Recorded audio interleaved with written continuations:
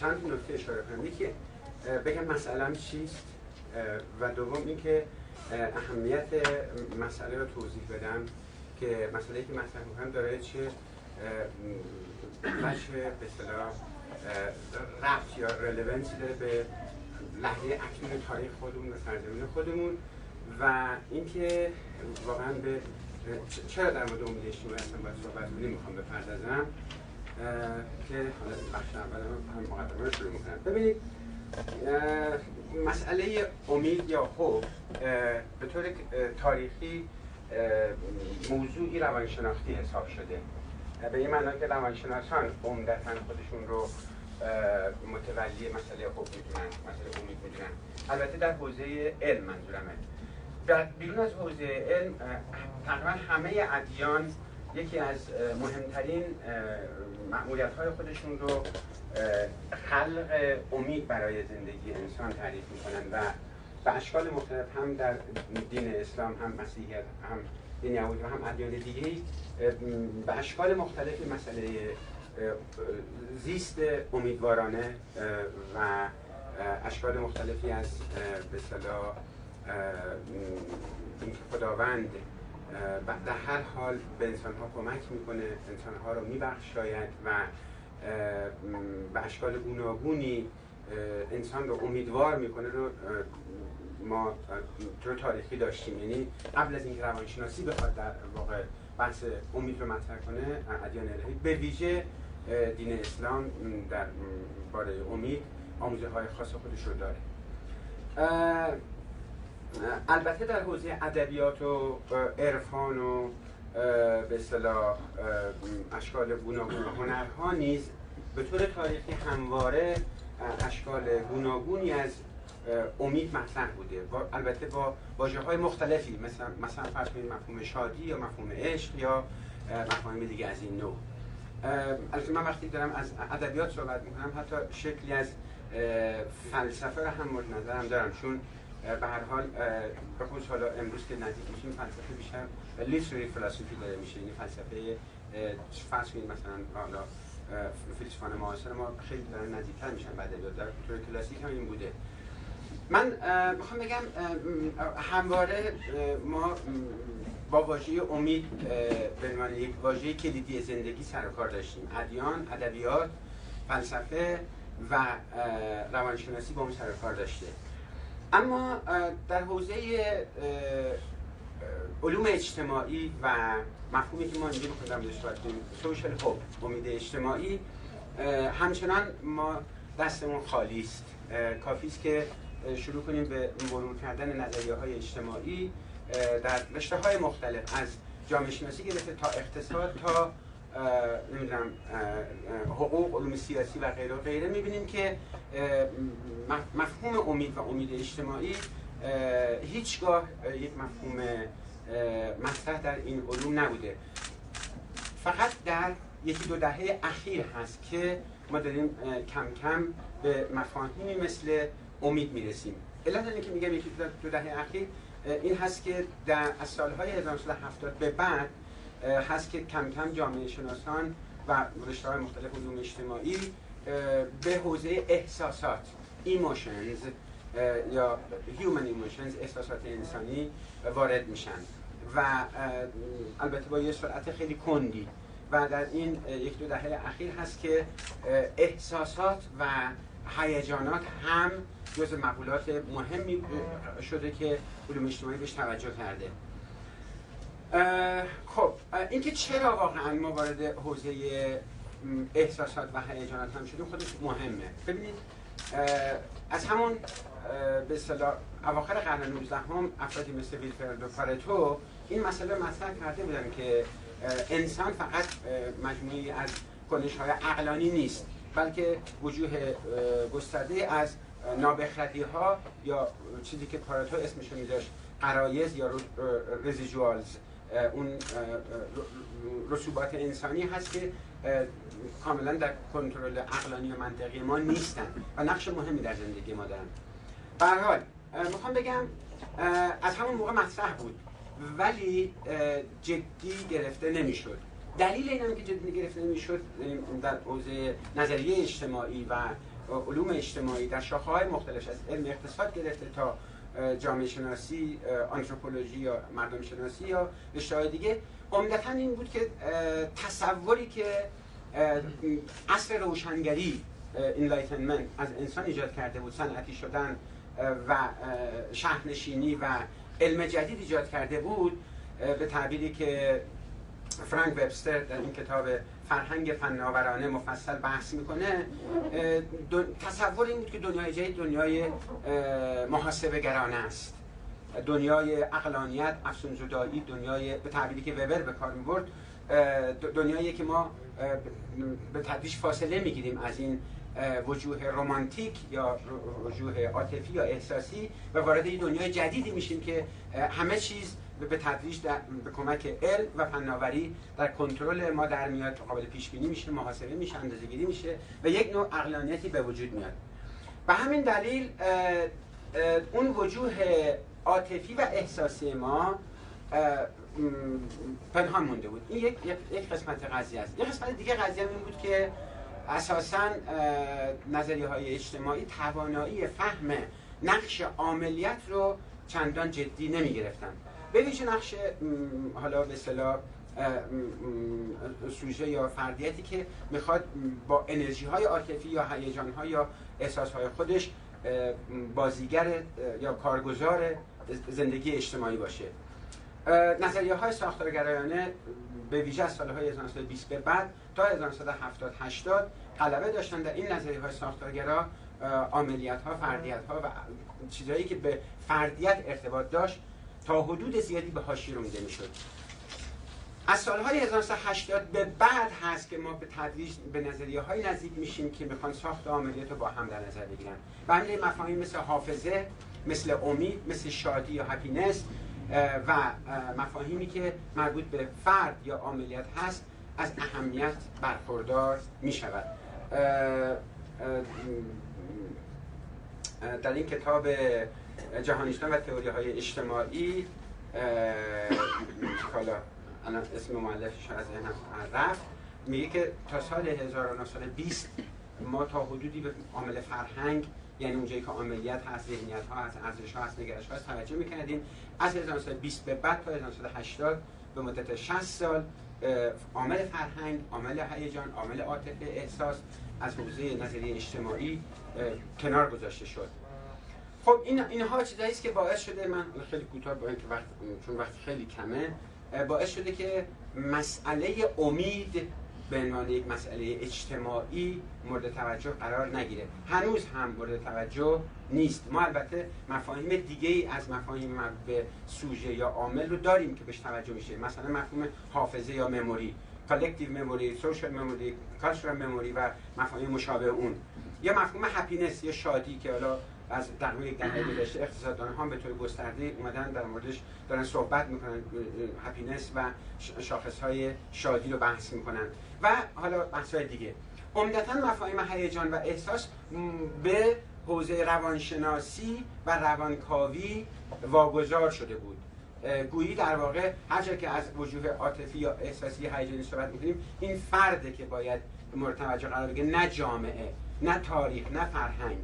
به همین دلیل مسئله امید به طور گسترده‌ای همچنان وارد نظریه اجتماعی نشده و ما هنوز نتونستیم یک درک واقع بینانه یا یک نظریه دقیق و درست در مورد امید به ویژه سوشال هوپ یا امید اجتماعی داشته باشیم. در حوزه فلسفه یک فیلسوف داریم که توی سالهای اخیر در دنیا رفته، در حوزه فلسفه مفهوم امید اجتماعی رو مطرح کرده، اون هم ریچارد رورتی است که همه ما میشناسیم. و از قضا من در واقع میخوام همون مبنایی که رورتی در آثار مختلف خودش برای امید اجتماعی مطرح کرده، یکی از مبانی بحث من در واقع همین بحث رورتی هست و دومین مبنای بحث من اندیشه آرجون آپادورایی هست، آنتروپولوژیست بلند آوازه هنری تبار آمریکایی، استاد بلند آوازه هاروارد، که مفهومی به نام ظرفیت آرزو یا ظرفیت آرزومندی رو مطرح میکنه، capacity to aspire. من میخوام مفهوم امید اجتماعی به اصطلاح ریچارد رورتی رو با مفهوم ظرفیت آرزویی که آرجون آپادوری به کار میبره رو به کار بگیرم تا در مورد امید اجتماعی در ایران معاصر برای شما توضیح بدم. منتها قبل از اینکه این دو تا مفهوم نظری رو خیلی کوتاه توضیح بدم، امیدوارم اونایی که علاقه‌مند هستن بعداً این به اصطلاح منابعش رو بخونن. یه نکته راجع به ایران بگم. اولین نکته‌ای که بحث کردم بس این بود که مفهوم امید اجتماعی تو نظریه اجتماعی هنوز به حد کافی دربارش بحث نشده یا اساساً بحث جدی دربارش صورت نگرفته. من ندیدم تا حالا از نظریه پردازان اجتماعی برجسته امروزی ما کسی در مورد امید اجتماعی تئوری پردازی کرده باشه. اما در مورد جامعه خودمون هم یه وجه پرابلماتیکیشو بگم و بعد وارد بحث میشم راجع به اون نظریه و بعدم راجع به ایران تحلیل رو ارائه میکنم. ببینید جامعه ما مثل همه جوامعی که در مسیر توسعه، در مسیر تجدد یا مدرنیته قرار گرفتن، یک حرکت دوگانه‌ای رو طی کرده. به تعبیری که مارشال برمن در کتاب تجربه مدرنیته به کار برده، تجدد یا مدرنیته رو هر اسمی براش بذاریم، هر جا که میره اون خاصیت فاوستی رو داره که یک سوی شیطانی داره، یک سوی الهی داره، یک سوی اون ویرانگری است و یک سوی دیگر اون سازندگی است. به همین دلیل وقتی که جامعه در مسیر توسعه، در مسیر تجدد یا مدرنیته قرار میگیره، از یک طرف مثلا توسعه شهرنشینی، توسعه صنعتی شدن، تنش‌ها، نابرابری‌ها، مسائل اجتماعی، آسیب‌های اجتماعی، فروپاشی خانواده، طلاق، بزهکاری‌ها، بیماری‌های جدید، بحران‌های محیط زیست، فروپاشی سنت‌ها، از میان رفتن میراث فرهنگی و یا به طور کلی مفهوم بیگانگی، از خود بیگانگی و امثال اینا رو به وجود میاره. از یه طرف دیگه هر جایی که مدرنیته یا تجدد شکل گرفته، اشکال تازه‌ای از آزادی، رهایی، آسایش، اشکال تازه‌ای از امکان‌ها و فرصت‌های زندگی رو به وجود میاره.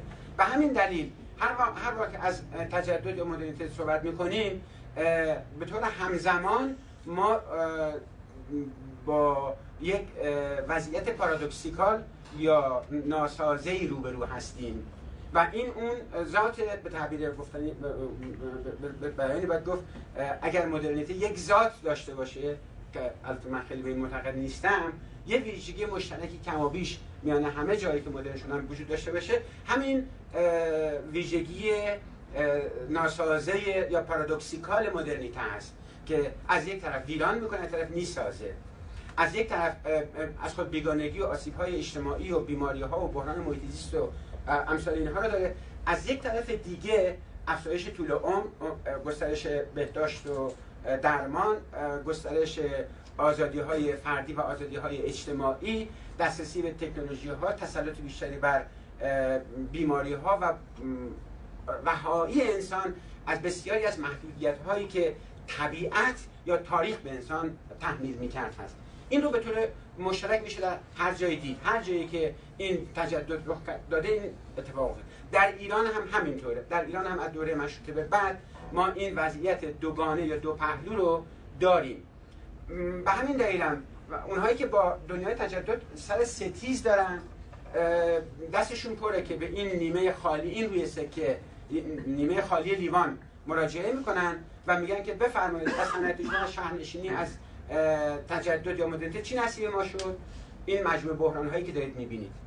اونهایی که موافق تجدد یا شاراهان و به اصطلاح پیشبرندگان تجدد هستن، به این روی سکه نگاه میکنن، میگن ببینید فرض کنید مثلا آبراهامیان در این کتاب تاریخ ایران مدرن فهرست بلند بالایی از تحولات سازنده‌ای که ما داشتیم، توسعه جاده‌ها، شکلی پارلمان، انتخابات، محدود شدن حکومت، توسعه تکنولوژی‌های ارتباطی، گسترش سواد و غیره و غیره رو ذکر میکنه که از 1285 تا 1385 ایران چه چیزی طی کرده.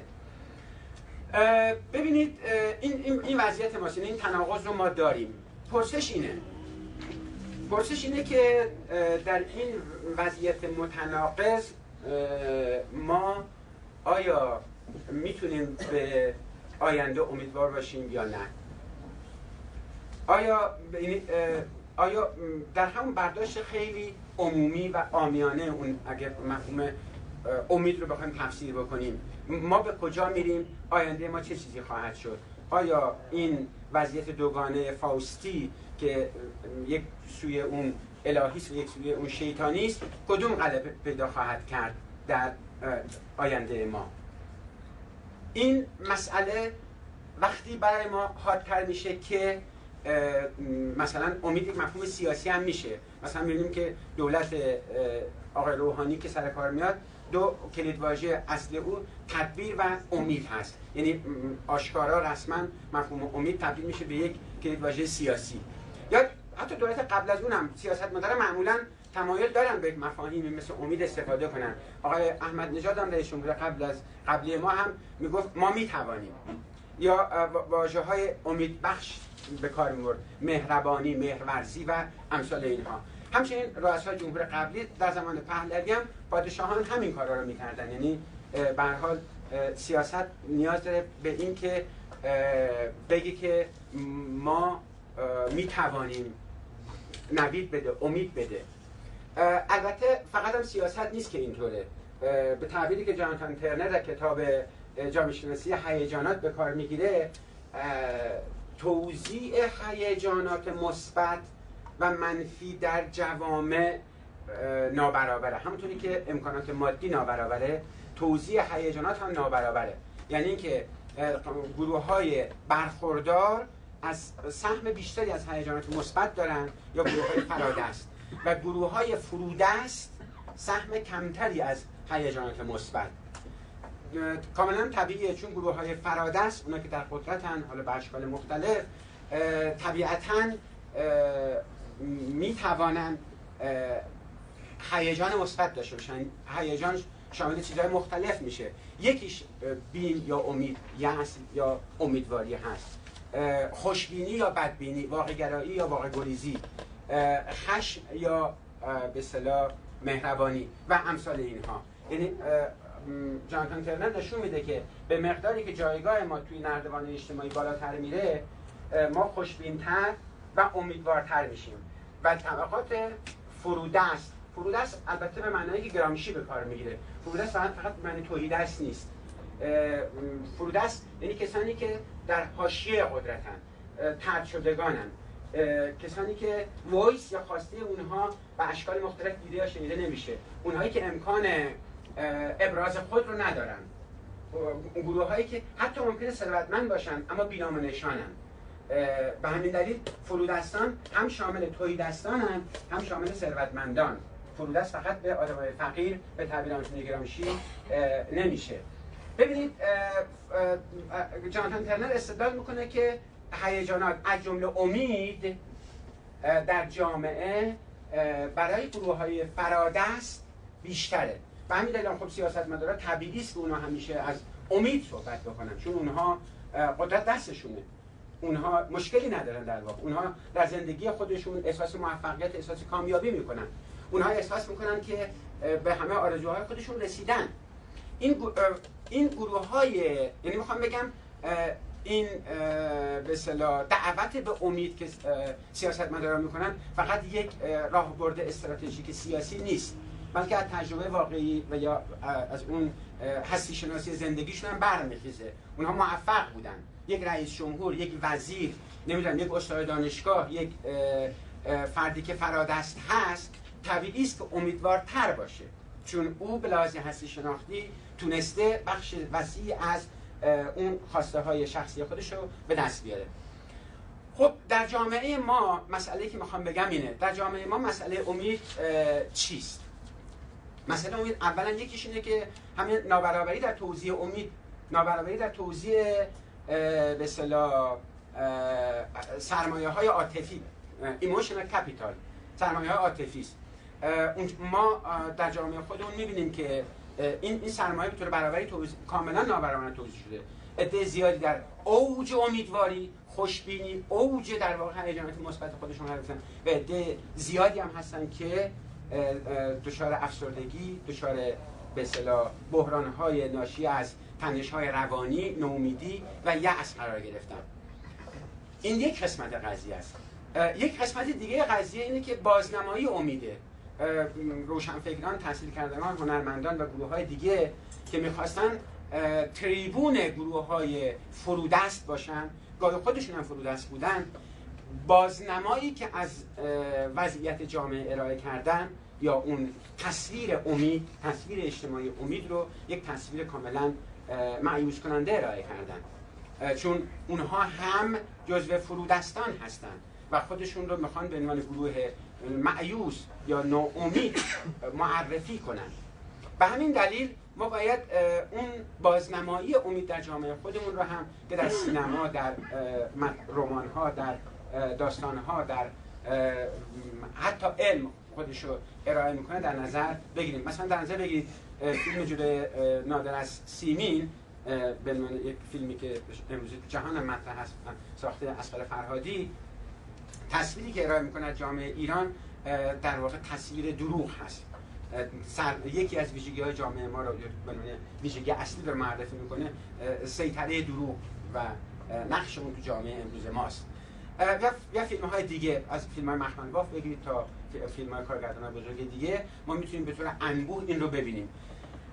میخوام بگم اون وجه پرابلماتیک امید تو جامعه ما اینه که ما در عرصه بازنمایی امید هم چون گروه‌های مولدان فرهنگ عمدتاً گروه‌های فرودستن، نه اینکه توحیدست، چون گروه‌های فرودست هستن به راهبرد یأس پناه بردن یا اون وضعیت فرودستی خودشون رو با واژه یأس یا تصویر مایوسانه از جامعه ارائه کردن. این هم یه وجه دیگه پرابلماتیک ماست.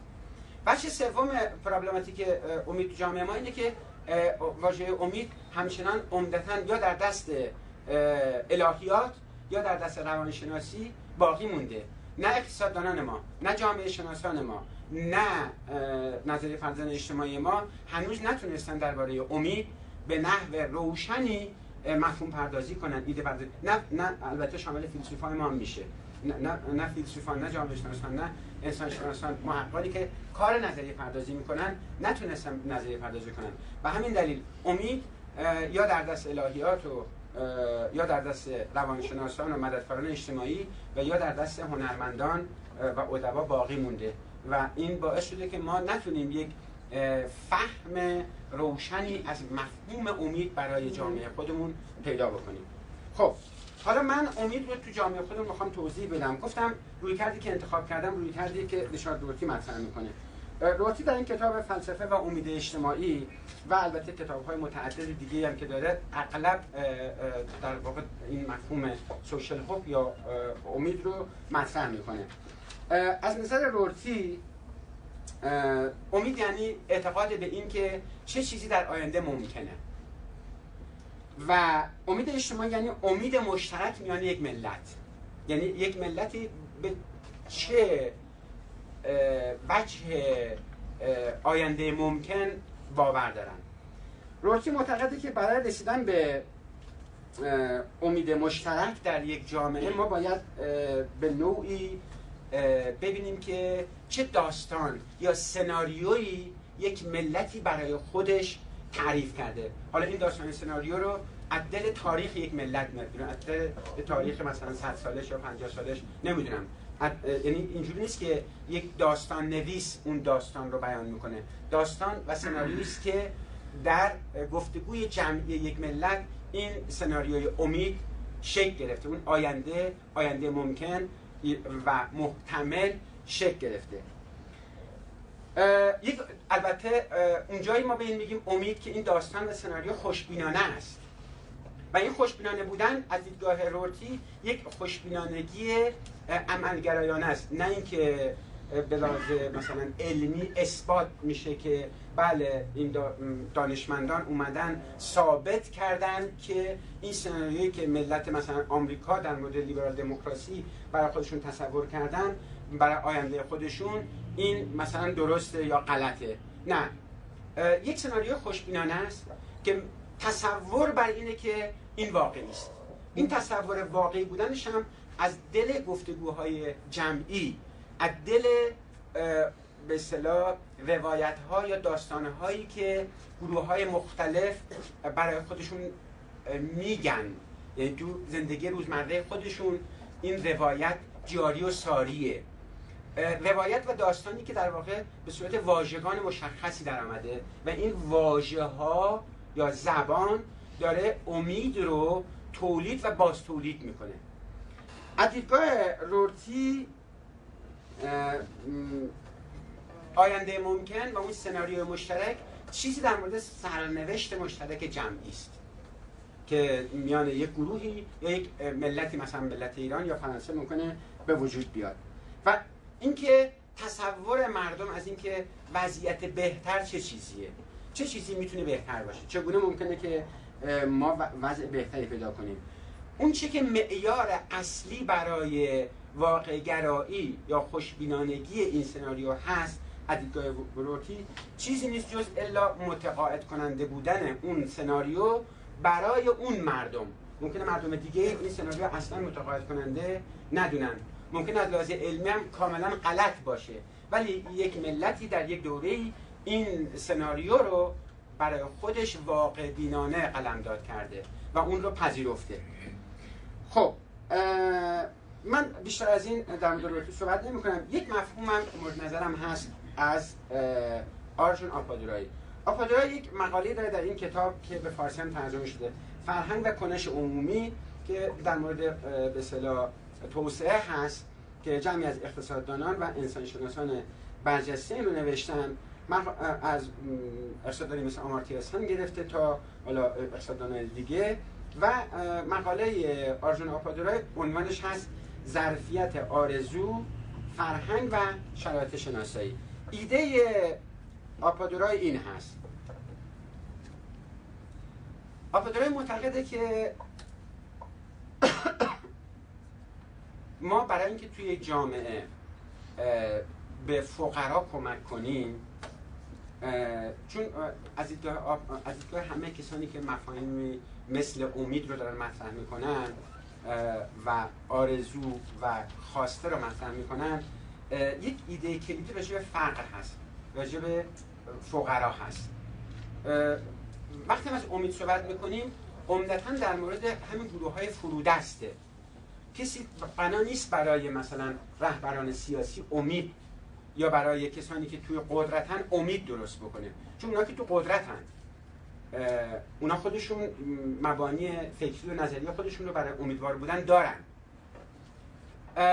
اونی که نظرا ممکن ناامید باشه در مورد اونها باید صحبت بکنیم، یعنی همون گروه‌های فرودست که هم شامل تهیدستانه، هم شامل ثروتمندانی که فرودستن به دلایل سیاسی یا به دلایل ایدئولوژیک، اقوام، اقلیت‌های دینی، اقلیت‌های قومی، زنان، کودکان، نوجوانان، جوانان. اینها گروه‌هایی هستن که گروه‌های در واقع به تعبیر آنتونیو گرامشی گروه‌های فرودستن در نظام سلسله مراتب سیاسی و اجتماعی جامعه. اینها به طور ساختاری قدرت در اختیارشون نیست. وقتی که از امید اجتماعی صحبت میکنیم یا از ظرفیت آرزو داریم صحبت میکنیم، برای این گروه ها داریم صحبت میکنیم که اینها چه چیزی برایشون آینده ممکن هست، اینها چه امید مشترکی میتونن داشته باشن. آیا چیزی وجود داره که ما بتونیم به گروه های فرودست بگوییم که شما میتوانید به این چیزها تکیه کنید و به عنوان امید مشترک اون رو باور کنید؟ آیا امکانها، فرصتهای واقعی رو میتونیم پیش بینی کنیم؟ آیا میتونیم سناریویی از جامعه طراحی کنیم که یک نوع خوشبینی متقاعد کننده برای گروه‌های فرودست ایجاد کنه یا نه؟ این اون پرسشیه که باید بهش پاسخ داد. به همین دلیل کسانی که درباره امید صحبت کردن یا کسی مثلا آرژون آپادورایی تلاشش اینه که برای اینها یک پاسخ ارائه کنه. پاسخ آرژون آپادورایی این هست، میگه که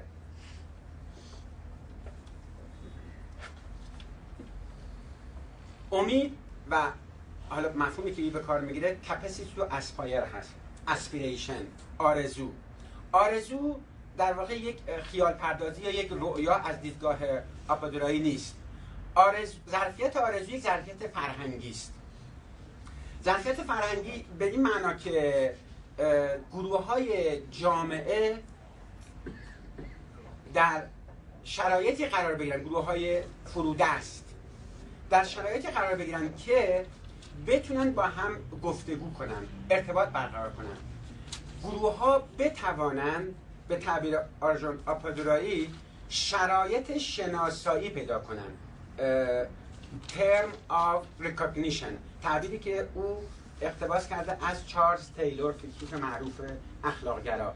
تیلور میگفت politics of recognition، سیاست شناسایی. و از دیدگاه چارلز تیلور سیاست شناسایی یک اصل اخلاقی است، یعنی به رسمیت شناختن، شناسایی کردن، پذیرفتن، امکان ابراز خود، خویشتن تاریخی، خویشتن فرهنگی، خویشتن جمعی رو بتوانیم نشون بدیم، نمایش بدیم، بتونیم ابراز وجود کنیم. اگر چنین اتفاقی بیفته از دیدگاه تیلور در واقع یک تحول اخلاقی تو جامعه رخ داده، چون بی اخلاقی، بی عدالتی و اشکال مختلف سرکوب‌ها در نتیجه ممانعت از دیده شدن، ممانعت از به رسمیت شناخته شدن، در نتیجه انکار یا نفی وجود، نفی نامگذاری یا مشروعیت جدایی کردن از نامها اتفاق میفته. به تعبیر آرژون آپادورایی چه موقعی امید شکل میگیره؟ موقعی که شرایط شناسایی امکان پذیر بشه.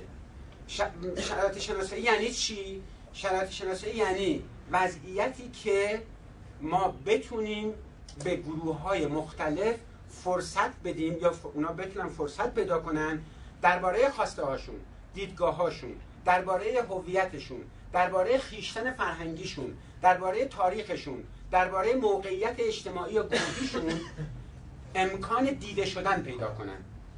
این تعبیر رو حالا چون دوست عزیزم آقای دکتر راهبر اینجا تو اقتصادگران نهادگرای مثلا هرناندو دوستو در این کتاب راز سرمایه میاره. او میگه که فقرا بی پول نیستن، بدون سرمایه نیستن.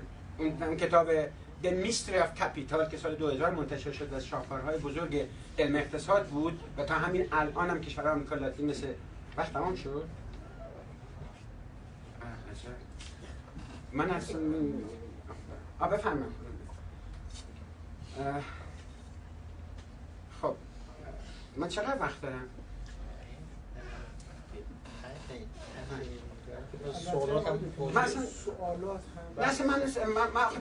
من بلد نیستم خدا شاهده که یه رو حرف بزنم. نمیدونم، من تازه هم وارد ایران نشدم. من 1 ساعت وقت میخوام که در ایران حرف بزنم. چون ببین حرفای علوم انسانی خودتون میدونید حرف حساب تو 10 دقیقه نمیشه زد. میشه 1 2 3 چرت و پرت هم بندی کرد گفت، ولی واقعا یک بنیان نظری داشته باشه، یه حرف روشنی بشه طرح کرد. اونم یه مفهوم مثل امید که هیچی دربارش نیست. این معنی نداره که شما به تو یه رو یه چیزی بگو، میتونید نمایشی یه برنامه اجرا کنید تو کارگاه میرین، ولی واقعا توی رو 20 دقیقه واقعا چطوری من میتونم بگم؟ من اصلا چیزی نمیگم. اگه 5 دقیقه وقت دارم همینجوری تمام.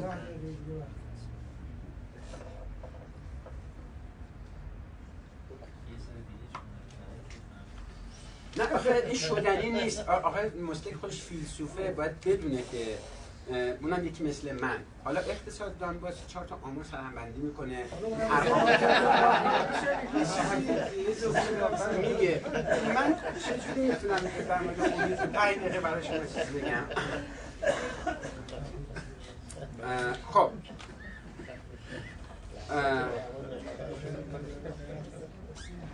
ببینید از دیدگاه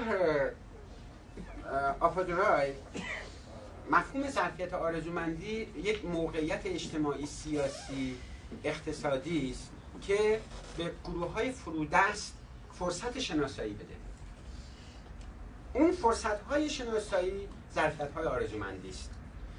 من از اینجا بعد حالا گفتم که دوستو در مورد اقتصاد تو آمریکا توی مثلا پرو توی السالوادور، بعدا توی هند و کشورهای دیگه رفت این تئوری اجرا کرد و تحولات اقتصادی عظیم ایجاد کرد که توضیح داد که اگر ما سرمایه‌های اینفورمال یا غیر رسمی اینها رو بهشون رسمیت بدیم، البته بیشتر تو حوزه حقوق و مالکیت و اینها کار کرده بود، ولی بحث تئوریکش این بود که اون وجوه اینفورمال فرمال بشن. مهمترین جایی که ناامیدی توی یک جامعه به وجود میاد جلوگیری از رسمیت یافتن سرمایه‌های فرهنگی و اجتماعی گروه هاست. مهمترین شکل سرکوب اقتصادی نیست، سرکوب فرهنگی است.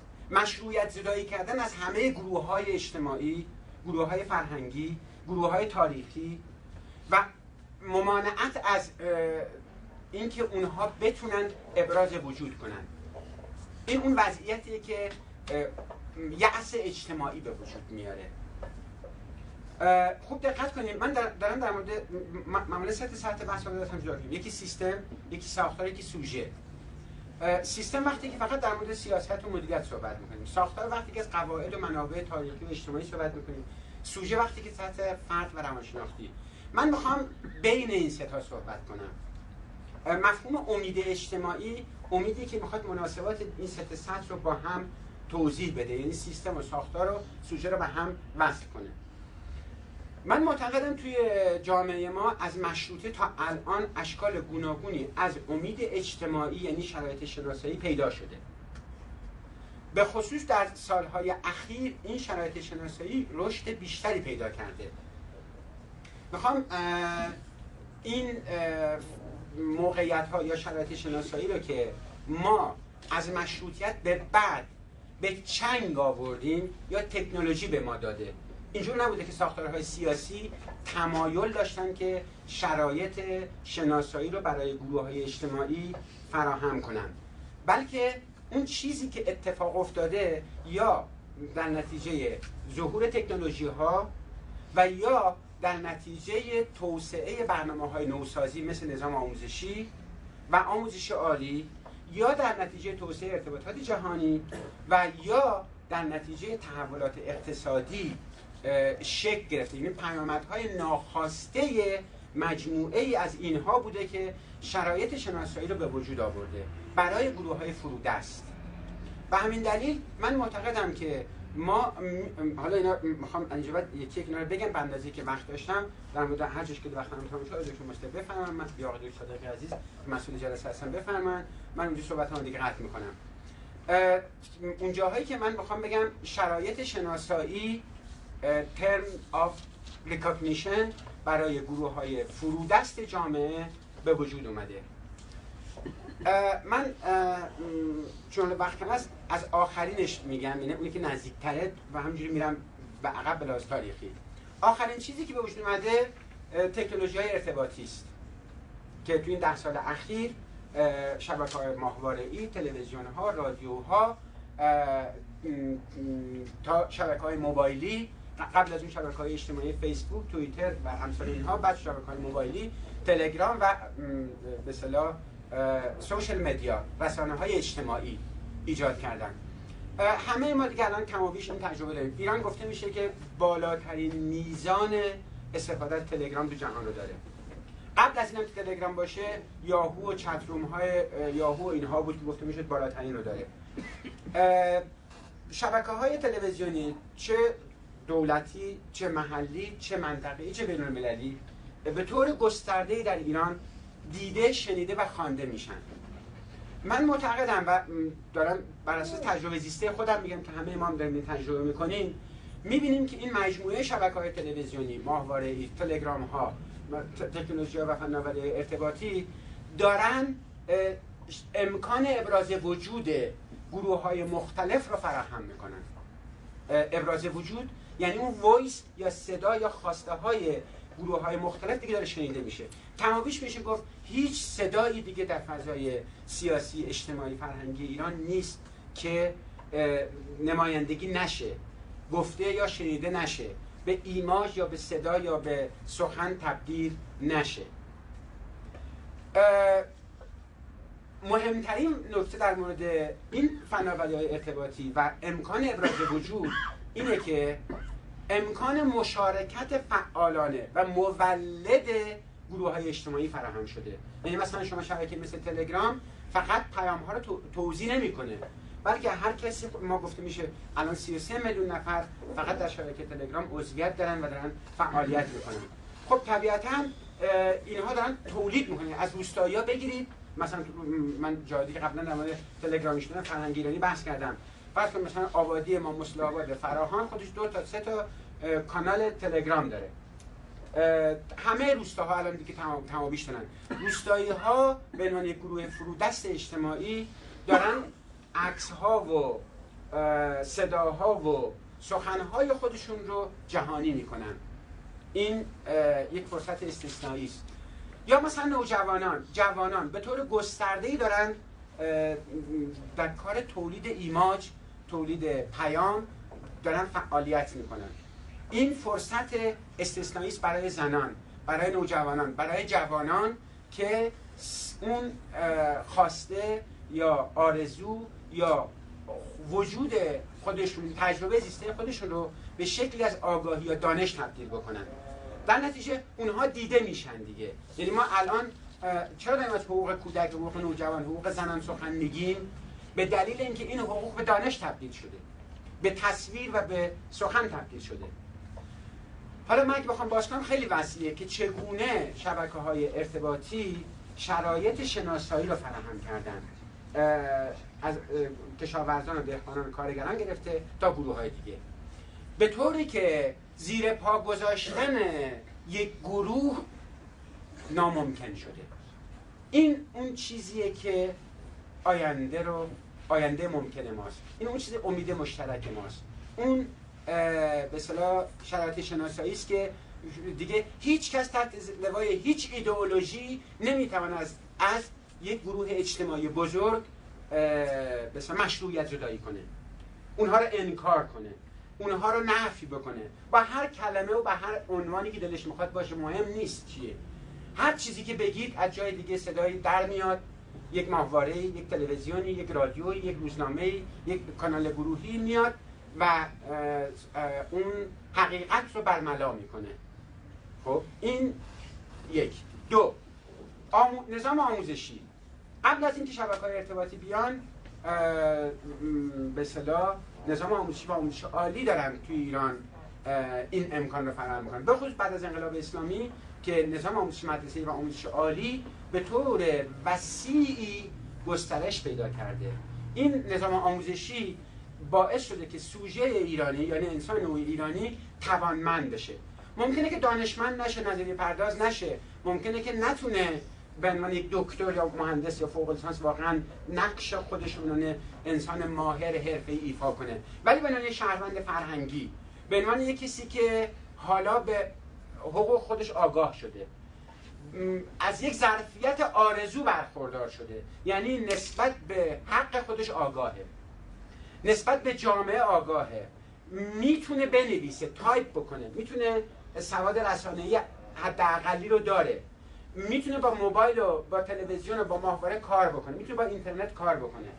در نتیجه این آموزش و به ویژه آموزش عالی یک شرایط شناسایی و یک ظرفیت آرزو فراهم کرده برای گروه‌های وسیع از مردم ایران. ما 5 میلیون دانشجو داریم و 11 میلیون دانش آموخته که در این بین 200,000 نفر استاد دانشگاه و محقق و همساله اینهاست. اینها یه واقعیت انکارناپذیرن.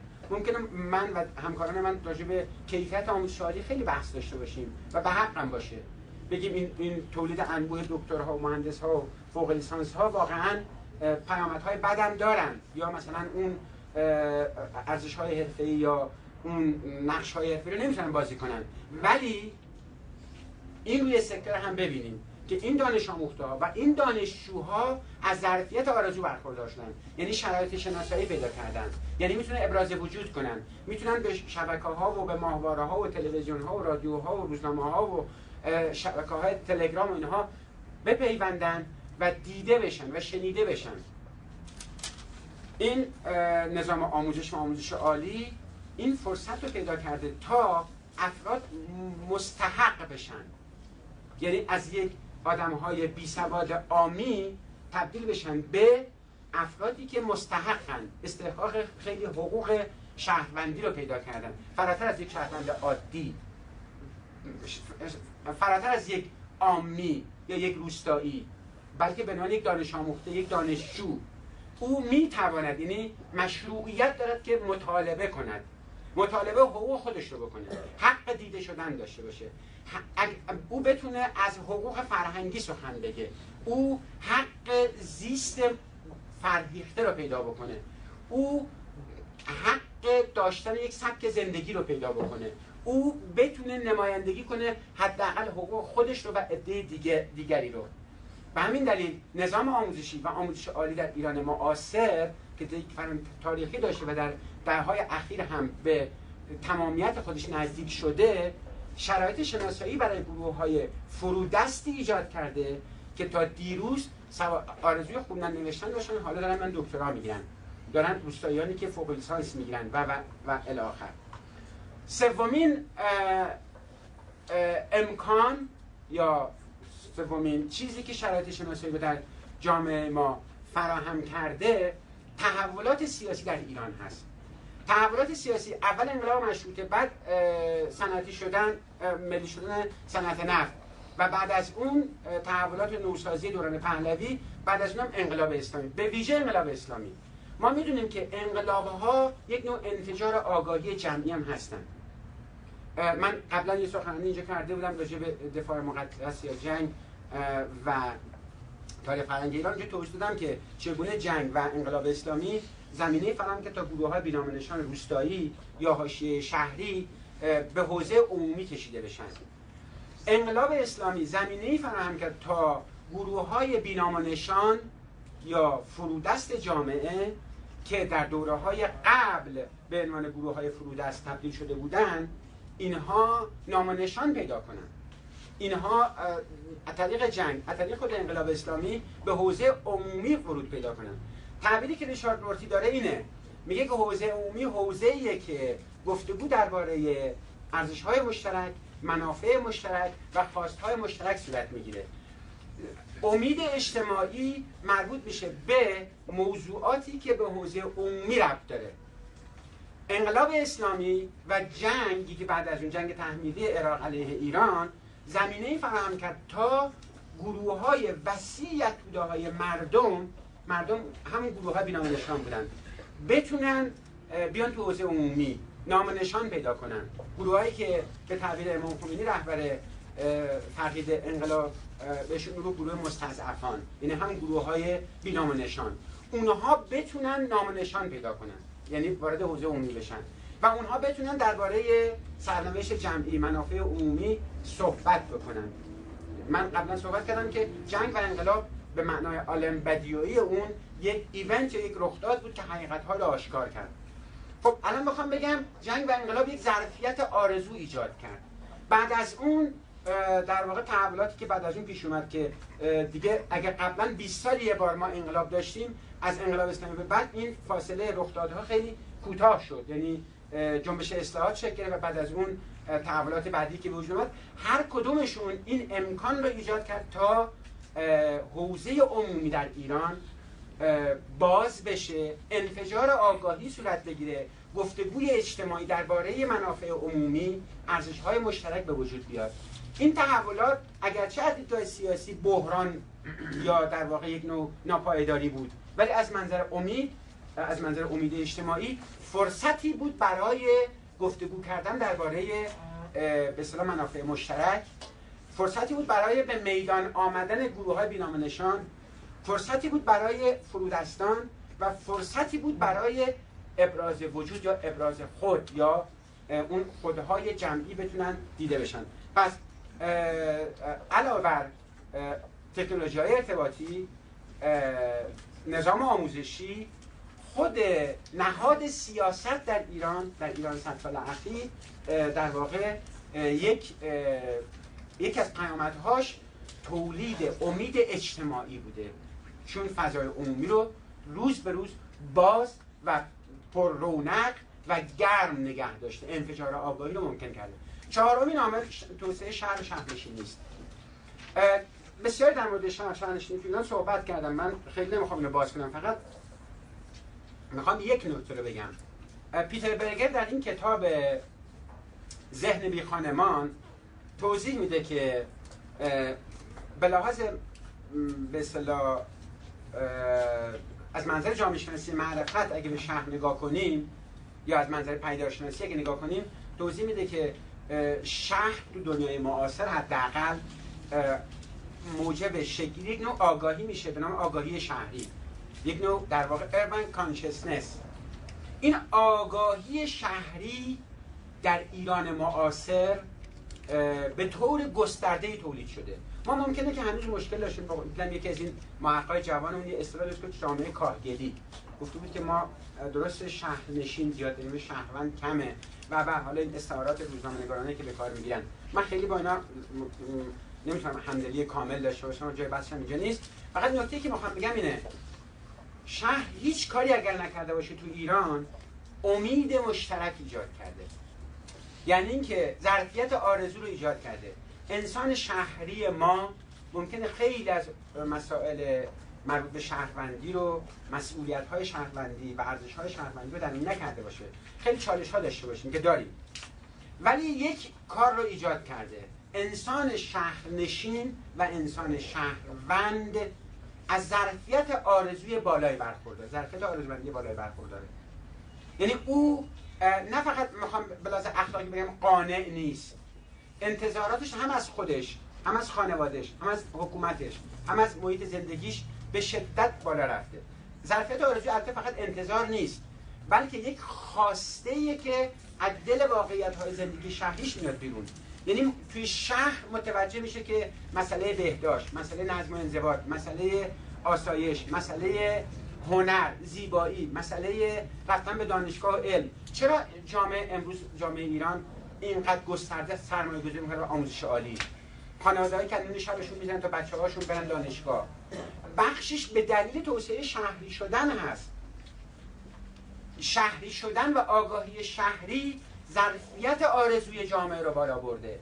انتظارات از خود، آگاهی نسبت به خود، نسبت به تاریخ خود، موقعیت خود در جهان، رابطه خود با هستی تحت تاثیر زندگی شهری دگرگون شده و یک نوع آرزومندی شهری شده در جامعه ایران ظاهر شده.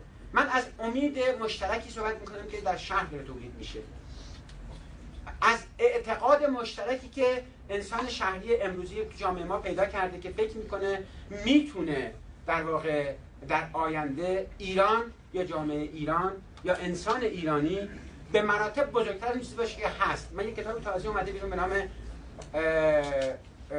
ایران The Empire of Mind. ایران عنوان انگلیسیش هست، ببخشید به فارسی هم دو ترجمه شده، اندیشه ایران، تاریخ ایران امپراتوری اندیشه، که این کتاب رو اگر وقت نگیرید بخونید چند صفحه آخرش رو بخونید که توضیح میده که انسان ایرانی هنوز ذهنیت امپراتوریگری داره. این ذهنیت که از هخامنشی‌ها شروع شده بوده، حالا توی ما 1200 سال از 3000 سال تاریخمون امپراتوری بودیم،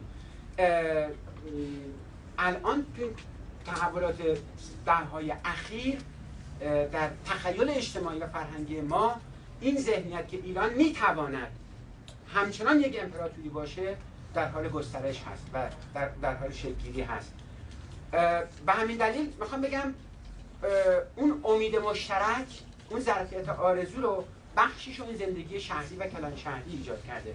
اینکه ما 12 کلان شهر داریم، تهرانی داریم که به تنهایی خودش از بسیاری از کشورهای اروپایی بزرگتره. نمیدونم دیدید یا نه، اخیراً تلگرام یه نقشه ایران کشیدن که نشون میده از بسیاری کشورهای اروپایی بزرگتره. اون نقشه رو اگه ببینید خیلی جالبه. این ذهنیت امپراتوریگری، این امپایر منتالیتی داره روز به روز بیشتر میشه. درسته که ما میگیم فقر زیاده، بیکاری زیاده، نمیدونم و خیلی چیز دیگه، ولی اون ورم تخیل اجتماعی ما، نشنال ایمیجینیشن ما، تخیل ملی ما داره روز به روز گسترش پیدا میکنه. یعنی حتی برای فقرا، حتی برای بیکارها، اون حس غرور داره بیشتر میشه، داره تقویت میشه. چون درست ناراضیان، درست، ولی ناراضیشون تو اون جنبه شخصیشه.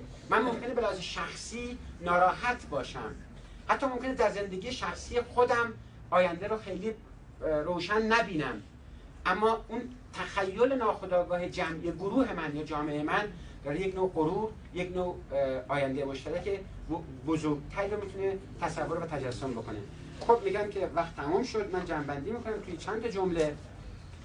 ببینید، یکی این که من نمیخوام در مورد افسردگی میان مردم حرف بزنم و تا حالا در این صحبت نکردم. ممکن بعد نقدهایی که ممکن ذهنتون برسه این باشه که نه خیلی ناراحتن، نمیدونم طلاق، نمیدونم بیماری‌ها روانی و غیره و غیره. من اصلا در مورد اونها حرفی ندارم.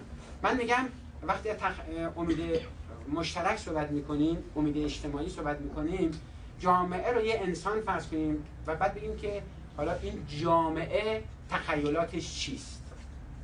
توی جامعه هم وقتی میخوایم تخیلات رو بسنجیم از منظر امید، عمدتاً باید بریم سراغ فرودستان و اونجا هم ببینیم که فرودستان چه چیزی رو ممکن یا محتمل میدونن، فرصت شناسایی براشون چیست، چه جاهایی برای ابراز وجود دارن. یک عده همیشه این سوال بخصوص خارجی‌ها، این رسانه‌های خارجی سوال داره که چرا ایران از هم فرو نمیپاشه با وجود تحریم‌ها، فشارهای بین‌المللی، نارضایتی‌های عمومی، بیکاری. این که گفته میشه حالا احتمالاً آقای دکتر راهفر در مورد فساد ساختاری و اینا که همیشه سخنرانی می‌کنن بازم خواهند گفت، در مورد فقر، نابرابری و خیلی چیز دیگه. علل اصول باید اینجا جامعه اصلا میپاشه، ولی چرا اتفاق نمیفته؟ پاسخ من اینه: یک امید اجتماعی هست، یک شرایط شناسایی هست، یک وضعیتی هست که الان امکان ابراز خود، ابراز وجود برای گروه‌ها شکل گرفته. مفهوم بدبینانیش گاهی اوقات میگن مثلا بله حکومت این رسانه‌ها رو ایجاد کرده تا مردم مثلا سوپاپ اطمینان باشه. این واژه درستی نیست بلا جامعه شناختی. سوپاپ اطمینان کدومه؟ وقتی که گروه‌های مختلف اجتماعی دارن ابراز وجود میکنن، این اسمش هست که میخواد بذارید، یعنی شرایط شناسایی برای گروه‌های فرودست فراهم شده. ممکنه درصد از این فرودستان با چالش‌های وسیع هم روبرو بشن، ممکنه که تنش‌های هم براشون ایجاد بکنه، ولی در نهایت گروه‌های اجتماعی مختلف امکان ابراز خود رو پیدا کردن.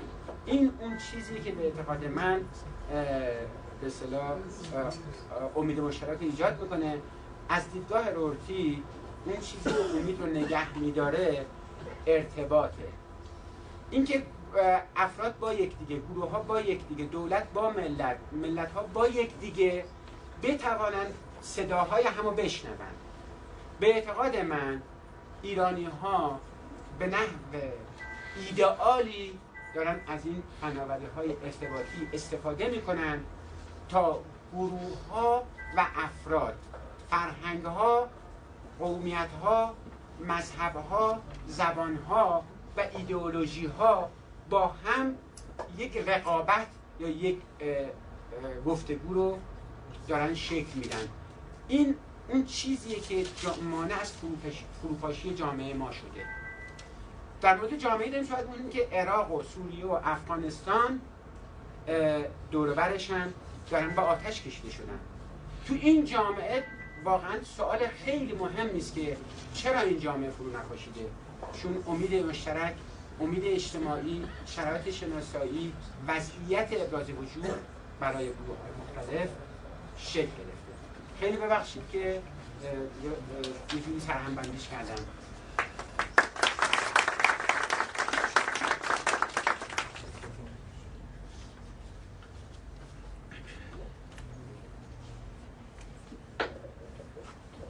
بسم الله الرحمن الرحیم.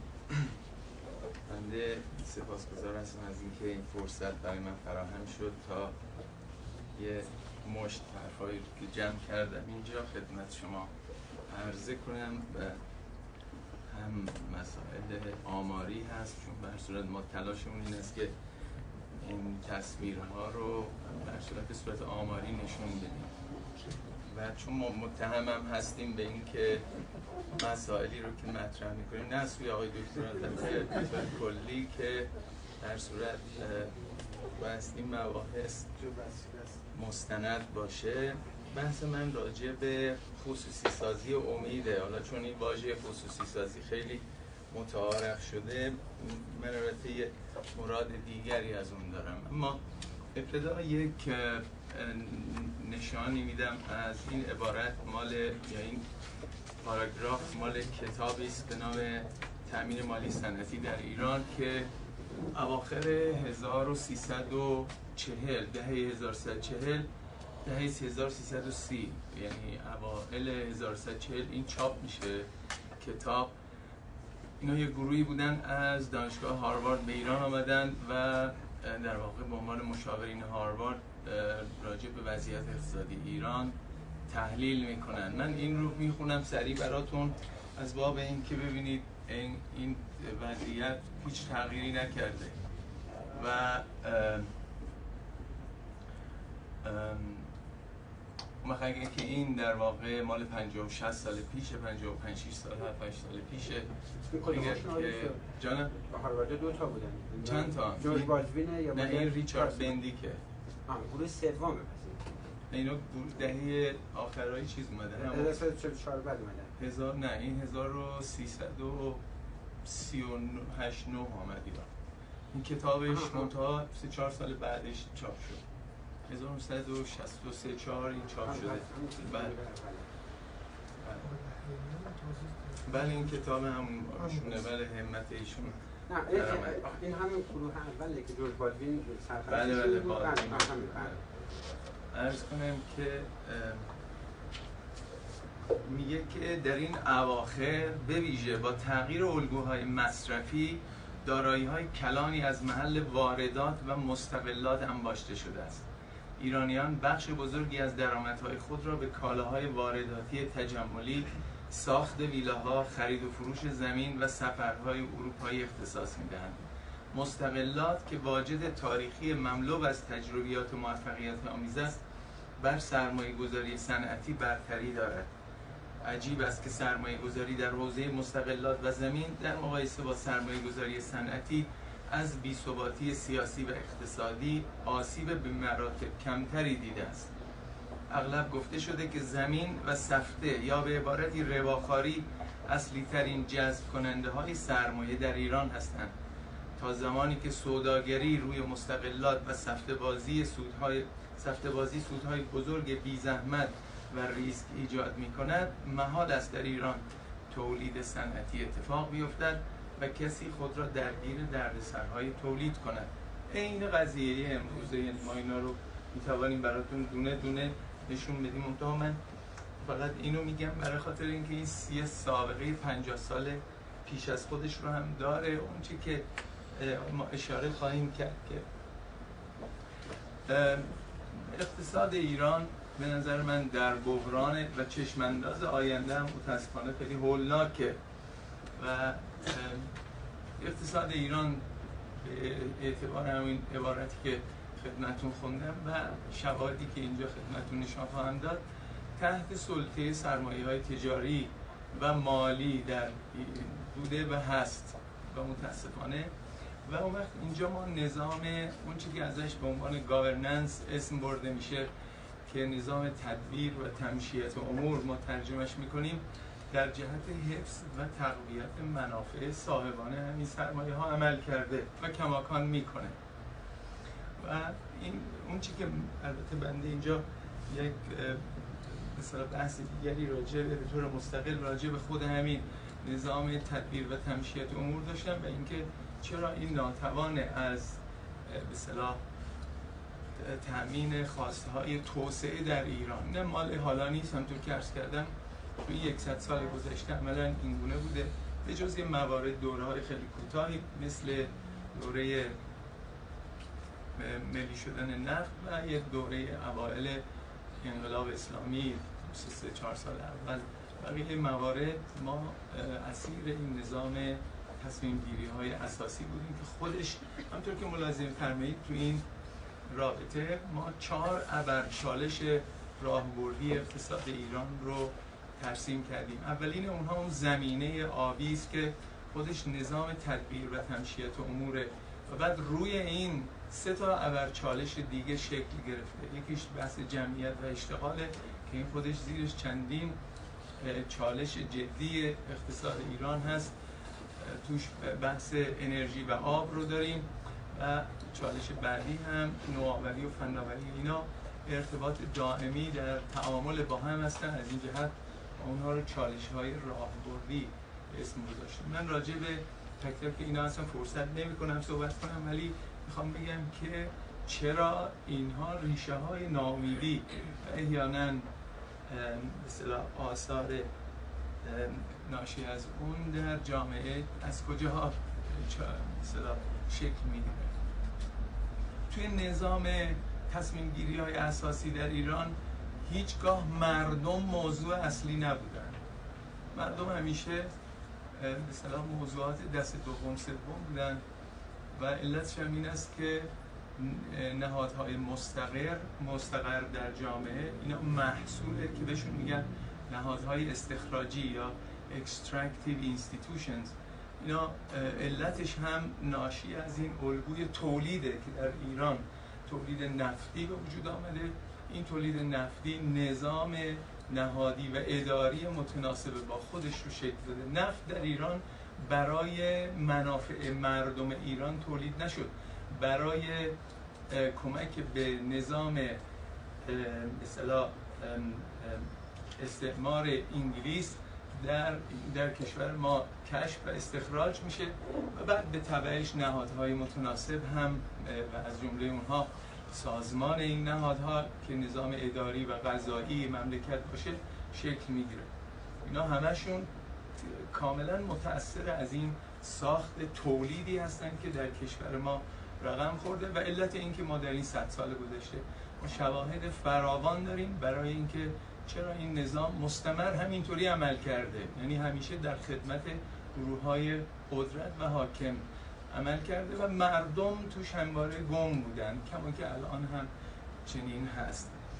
که در مقابل البته این نهادهای استخراجی صحبت از نهادهای فراگیر هست که چرا نهادهای فراگیر در کشور ما خیلی حضورشون کمرنگه و ضعیفه و چشمانداز آینده هم از محو کامل اینها حکایت داره. ما الان همه بحث خصوصی سازی هایی که توی کشور هست، اهم از خصوصی سازی نهادهای فراگیر مثل آموزش پرورش، مثل خدمات سلامت در کشور، اینا همه امروز چوب حراج البته سال‌هاست دادن و اون تتمه اون رو هم به حراج گذاشته شده.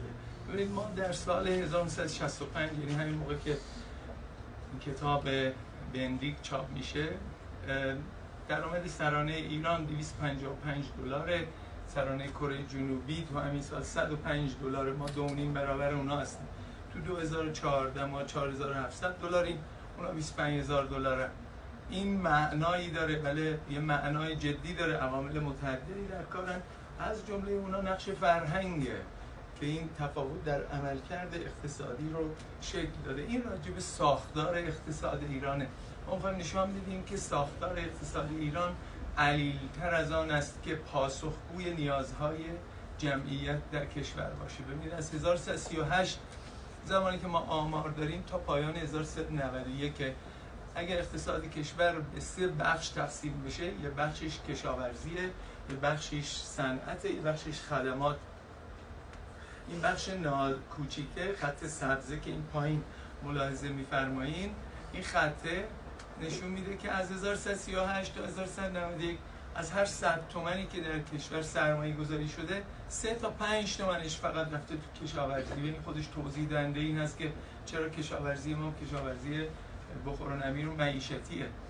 این قسمت بالا بخش صنعته و سهم صنعت رو نشون میده. این صنعته که میتواند خلق شغل بکنه و ارزش افزوده ایجاد کنه و این میبینید که چقدر ضعیفه و ذلیله. اقتصاد ایران روی سرش ایستاده، بله؟ و این چرا این ساختار کماکان تو این 55 سالی که 53-4 سالی که اینجا آمارش وجود داره و ادامه‌ش هم همین هست، و 55 6 سال قبلش هم که بندیکت براتون تعریف کرد. چرا این شکلیه؟ برای اینکه منافع گروه‌هایی که تصمیمات اساسی میگیرن حکم میکنه، هیچ کاردی میگن دسته خودشون نمیبره. تولید در ایران همواره یک مسئله پرهزینه بوده در طول تاریخ و در قبالش فعالیت‌های تجاری، واردات و خرید و فروش زمین و مستغلات و از این ارز و سکه و عرض کنم اینجور فعالیت‌ها بسیار فعالیت‌های پرسودی بوده. از این رو این ساختار اقتصادی شکل گرفته. حالا این ما تصمیم بندی‌هایی که کردیم اینا نشون میده که مال دوره‌های مختلف برنامه سوم، چهارم، پنجم قبل از انقلاب، اینجا سال 56 انقلاب، دوران جنگ، عرض کنم که برنامه اول یه سال 74 برنامه نداریم، 73 عرض کنم که برنامه دوم، سوم، چهارم و این برنامه چهارم فاجعه آفریده. یعنی تو این دولت فخیمه که آمد سر کار، اتفاقی که افتاد یعنی که مثلا واگرایی ها به شدت افزایش پیدا کرد و ما البته فکر میکنیم که یکی از دلایل اصلی اون نظام تصمیم گیری است که الگوی نئولیبرال رو امروز یه پروژه جهانیه که اجرا میکنه. البته این از زمان بعد از جنگ در ایران این سیاست ها آغاز شد، خیلی از زمینه هاش فراهم شد. این دولت فخیمه هم روی همونا سرمایه گذاری کرد. بیشترین درآمدهای نفتی رو ما 56% کل درآمدهای نفتی کشور از 1338 تا پایان 1392 تو این 8 ساله حاصل شده. اون وقت اتفاقی که افتاده اینه ظرفیت‌های تولید شغل در کشور نابود شد. یعنی تولید نابود شد. ببینید اتفاقی که افتاده این سهم سرمایه صنعتیه، سهم تشکیل سرمایه تو بخش صنعت بین 25 تا 30 تومنه، تو کشاورزی بین 3 تا 5 تومنه، بقیه 65 تا 70 تومن تو خدماته. حالا من اینجا بحث خدمات رو باز نمی کنم چون فرصت من بحث دیگری میکنم. بحث خدمات تو اینجا خرید و فروش زمینه که چقدر افزایش قیمت داشته. ما فقط از 1372 تا پایان 1392 قیمت زمین 107 برابر شده. تورم تو همین دوره 39 برابر شده. یعنی هر کسی که فقط پولشو برده گوشه تو زمین، این سودهای بسیار افسانه‌ای به دست آورده و خرید و فروش زمین هم هیچ کار مولد نیست. اینا رو من میشمارم برای اینکه نشون بدم که چرا ناامیدی تو جامعه گسترش پیدا میکنه. برای خاطر اینکه این اقتصاد قادر به خلق شغل نیست. ما هویتمون رو از شغلمون میگیریم، همه آدم‌ها، و بعد بنابراین بر اساس اینکه این قادر نیست شغل تولید کنه، از اون طرف هم جمعیت ما سال 1 میلیون نفر الان تقریبا وارد بازار کار میشن. 640,000 تاش فارغ التحصیل دانشگاهی هستن. اینا کار میخوان. این جامعه و این اقتصادی که رو کلش ایستاده قادر به خلق شغل نیست. ببینید این روند نسبت اشتغال مردان و زنان در ایران و جهانه. این شاخص، این به اصطلاح نقطه چین بالا که ملاحظه می‌فرمایید میانگین اشتغال مرداست تو دنیا. میانگینه، یعنی مال کشورهای پیشرفته داره، مال کشورهای عقب مانده داره. میانگینش این شده. این خط آبیه، منحنی آبیه، مال میانگین اشتغال مردان در ایرانه. می‌بینید با طور قابل توجهی پایین‌تر از میانگین جهانیه. این یکی میانگین اشتغال زنان در دنیاست. این خط قرمزه و با فاصله فاحشی میانگین اشتغال زنان در ایران اصلا قابل مقایسه نیست. و این 50% جمعیت کشور ما اصلا وارد بازار کار نیستن.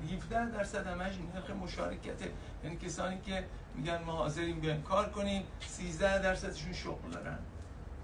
تازه اینا خود اینا همه این عبارت‌های تکنیکی اگه ما واقعیشو تعریف کنیم این رقم ها خیلی فاجعه آمیزتر میشه به عبارت‌های تکنیکی که مثلا یه ساعت کار داره اسمش بیکار نیست، با اینا کار ندارم. چون مثلا فلسفه در واقع وجودی ما و فلسفه تمام این مفاهیم اجتماعی مثل فقر، مثل نابرابری، مثل بیکاری، اینا هدف اصلیشون اصلا دسترسی به یه زندگی با عزت برای آدم هاست. این که میگیم که بیکار نباشه مالا این نیستش که 1 ساعت کار داشته باشه این مشکلش حل میشه، بلکه بحث بر سر بیکاری، یعنی نگرانی بر سر بیکاری، خاطر عوارض ناشی از بیکاری و حوادثی است که میتونه در پیام رخ بده.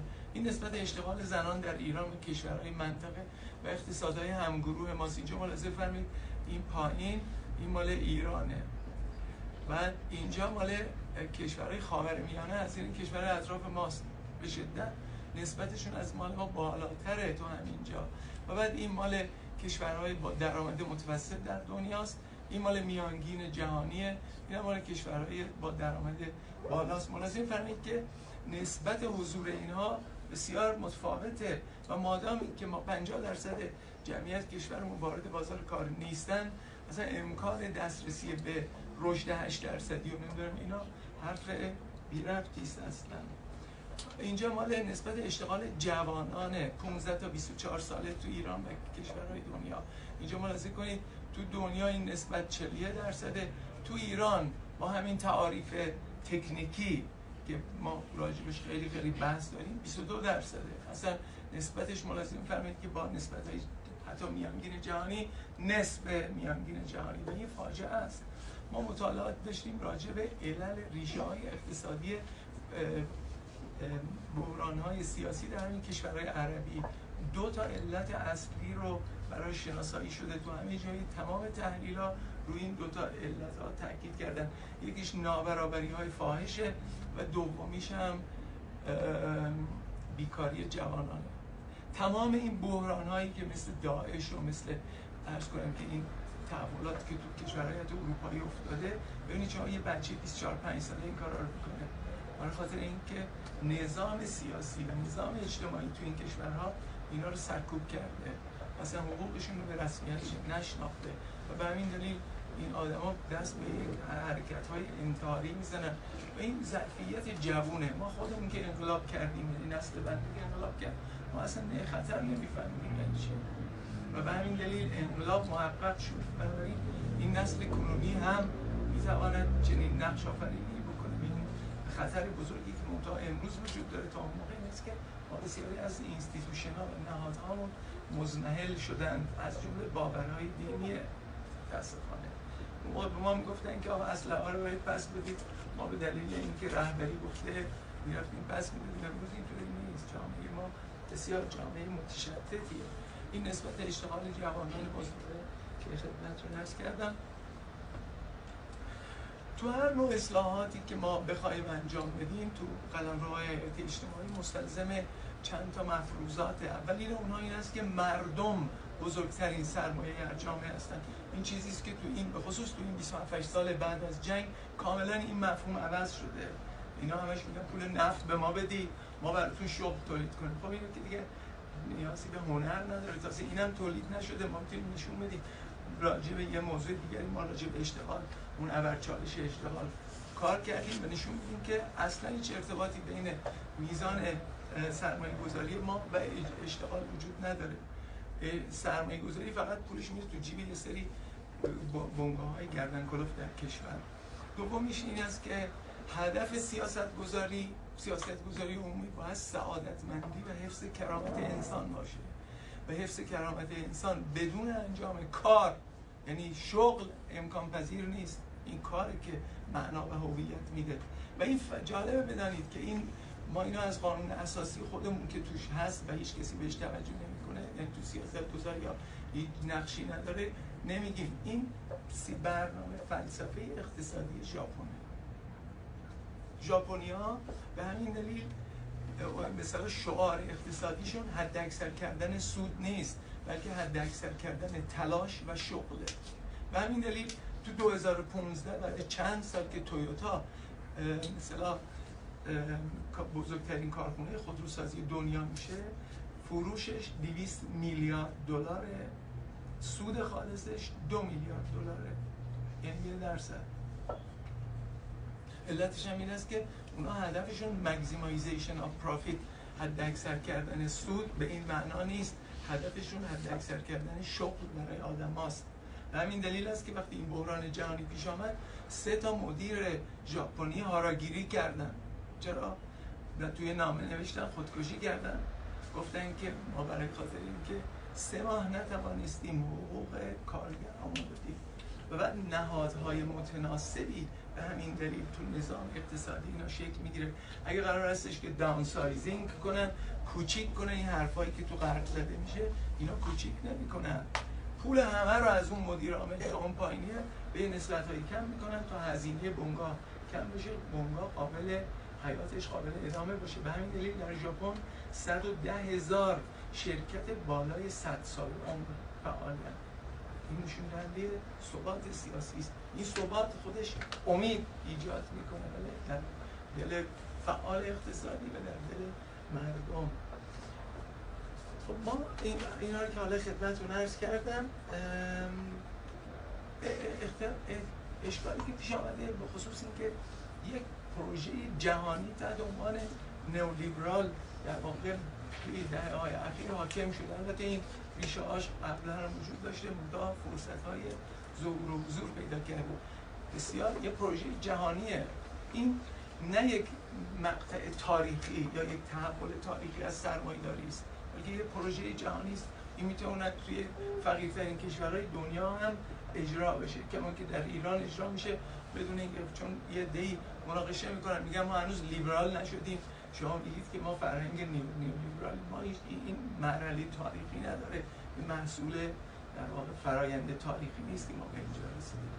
و این اتفاقی که میفته یه فرهنگی رو غالب کرده بر همه دنیا. ما امروز شاهد این هستیم که یه دی تو همین تهران خودمون تو پنت‌هاوس‌های 1800 متری زندگی میکنن، خودروی چی سوار میشن، هواپیمای شخصی دارن، اسکیشون رو تو آلپ میرن بازی میکنن و یه زندگی دیگری دارن. عین همین رو ما تو بنگلادش هم داریم، تو پاریس هم داریم، تو نیویورک هم داریم. یعنی یک الگوی جهانی مصرفی هستن به وجود آمده. و بعد در قبال این ما اون 1% و 99% رو تو امریکا داریم. تو جامعه خود ما هم چیزی شبیه به این در حال شکل‌گیریه. اتفاقی که میفته این هستش که این فرهنگ نئولیبرال عملاً جامعه رو دچار یه نوع اختلال روانی میکنه. از یک سو رژه اشرافیت توی خیابون‌ها رو داریم، از یک سو جوونا یک جمعیت قابل توجهی زندگیشون رو از توی سطل‌های زباله‌ها جستجو میکنن، تامین میکنن. از یک سوی عده‌ای واسطن تو صف فروش کلیه، از یک سو زندگی عده‌ای معنای اصلا افسانه‌ای بی سابقه اصلا در تاریخ معاصر ایران. این همه اشرافیت واقعا اصلا بی سابقه است. و بعد اتفاقی که میفته این است که ببینید همه ما آدم‌ها یه ویژگی مشترک داریم و اونی که هممون می‌خوایم دیده بشیم و هممون می‌خوایم خوب دیده بشیم، یعنی که احترام بگیریم. ولی یا تو کلمات معاصر ازش به عنوان لاو یا احترام میگن که علت اینکه آدم‌ها اینا رو تلاش میکنن میخوان ثروت رو حاصل کنن، این چیه؟ دلیلش چیه؟ آیا واقعا ثروت یا قدرت؟ همه اینا یه تحلیل هستش که اینا به خاطر این است که ما میخوایم خوب دیده بشیم، فقط مورد احترام واقع بشیم تو جامعه. و این خواست همگانیه، خواست فقط گروه‌های برتر نیست. و به همین دلیل هستش که جوون ما میبینید اینا که بدترین شیوه‌های لباس پوشیدنه یا اغلب متعلق به طبقات به تعبیر حالا فرودست و فقیرن، برای خاطر اینکه هیچ ظرفیت دیگری ما برای اونا ایجاد نکردیم که اون بتونه خودش رو به خوبی نشان بده توی جامعه. ما آموزش پرورش خصوصی کردیم، بچه‌ها نمیتونن برن مدرسه، گروه‌های پایین، علیرغم تاکیدات قانون اساسی و همه نظام تصمیم گیری چشم فرو بست بر این جنایتی که صورت گرفت. به تعبیر چامسکی حرف بسیار درستی میزنه، میگه آزادی بدون فراهم آوردن فرصت‌ها یک جنایته و این جنایت در ایران بارها و بارها اتفاق افتاده. امروز خیلی از کارمندای دولت دندونشون میافته یا دوچار مشکل میشن، نمیتونه بره دندون سازی. این بخش فقر تا این حد گسترده شده و برای حال گروه‌های پایینی که جای خود داره واقعا اصلا. و بعد از اون طرف ما این به جوونه نشون میدیم که پرشه و نمیتونم اینا شده به اصطلاح ملاک‌های شاخصه‌های تفاخر و دیده شدن به جامعه کاملا مصرفی. بعد این طرف میخواد دیده بشه. چگونه دیده بشه؟ این لباس‌های عجیب و عجیبی که میپوشن و بعد این شبکه‌های اجتماعی که اشاره فرمودن این درسته که از یک سو میتواند خواستها رو منعکس کنه، ولی جای بسیار نگران نیست که این خواستهایی که اینا منعکس میکنن بسیار هولناکه. ما شاهد این بودیم که چگونه بلوک شرق فرو ریخت و بعد آلمان شرقی وقتی که دیوارش فرو ریخت، مردم از اونجا سوار شدن اومدن تو آلمان غربی دنبال آزادی میگشتن، دیدن شب گرسنه‌شونه، آزادی هم وجود نداره، برگشتن مملکت خودشون. ما نگران این الغاء خواستهای عرض کنم که خواستهای از این که اینا توهم‌های جنون‌آمیز تو جامعه ما ایجاد کرده و این نسل جوان ما رو به شدت آسیب داده. این نسل جوان ما اصلا به دلیل همین که آموزش و پرورشش خودش پولش داده، آموزش عالی ما الان 84%ش خصوصیه، یعنی پولیه. 84%. امریکا نیست اینطوری، بسیار کمتر، آمارش یادم نیست، 60 خورده ای. این جوان اصلا احساس تعلق خاطر نداره به این جامعه و به همین دلیل وقتی پا میشه میره امریکا برای ادامه تحصیل دیگه اصلا پشتش هم نگاه نمیکنه، به خاطر اینکه همه چیز بریده از این جامعه معامله و این بسیار جای نگرانی داره اتفاق. من حالا این نکاتی که آقای دکتر شفا میدن همه رو قبول دارم، ولی یعنی خیلی نکات مثبت و ارزشمندی، ولی از این منظر هم باید نگاه کرد. سیاست‌های اقتصادی بعد از جنگ در ایران هزینه‌های سنگینی رو به جامعه تحمیل کرده که اینا نابرابری‌های اقتصادی، فساد و روانگسیختگی فرهنگیه.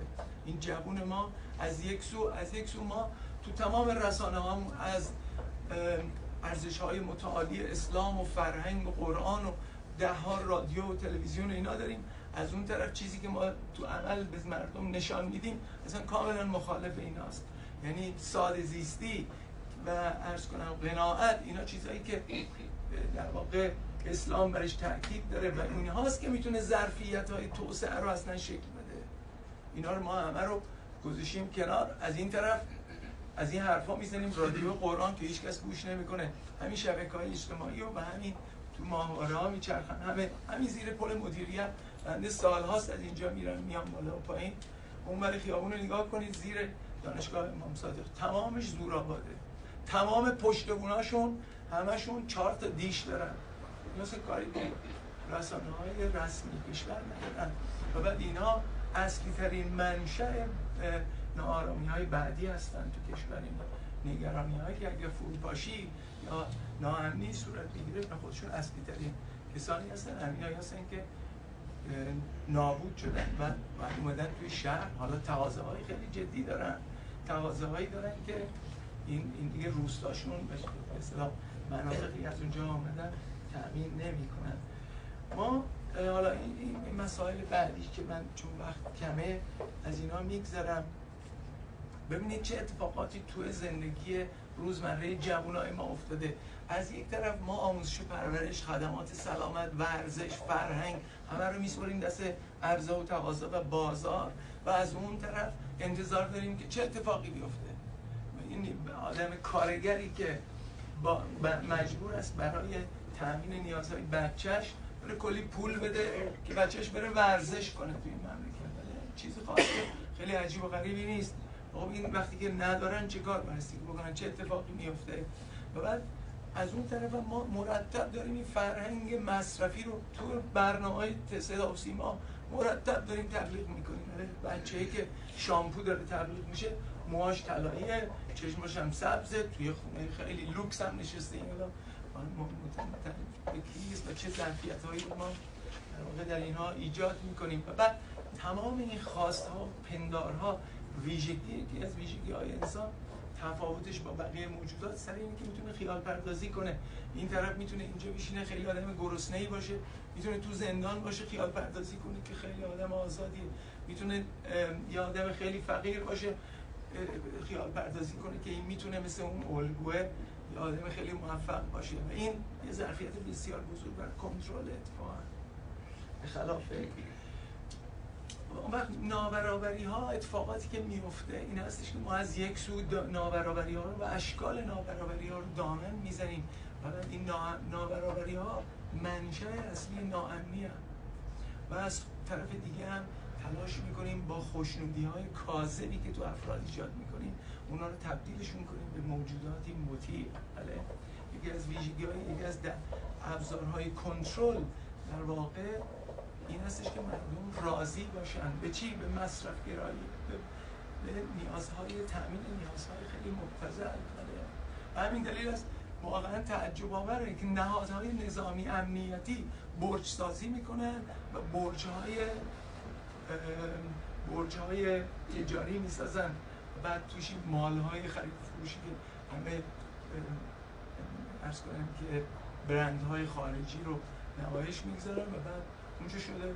من تا حالا نرفته بودم چند روز پیش اصلا واقعا سرسام‌آوره، ما هیچ جای دنیا ندیدیم یه همچین وضعیتی. این همه مصرف گرایی و این همه تزریق تقاضا در جامعه، خود همین تقاضاها منشأ بسیاری از نارضایتی هاست و منشأ بسیاری از همین پدیده‌ها مثل خودکشی، اینا همه به خاطر ناتوانی در تأمین و دستیابی به ایناست.